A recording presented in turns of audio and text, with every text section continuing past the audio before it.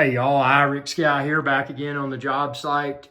Been spackling, but there's a wall anchor that's still there. Now, how do you remove a wall anchor that won't come out? Well, it's actually quite simple. Just get a drill and drill into the wall anchor. Get a big drill bit.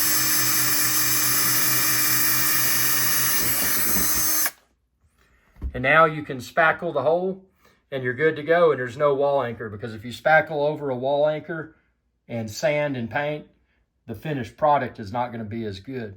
Hope this video helped. If it did, please consider sending me a super thanks.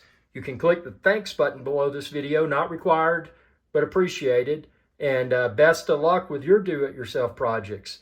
And be sure to subscribe, ring that bell, and check out all of my other videos too. Y'all have a good day.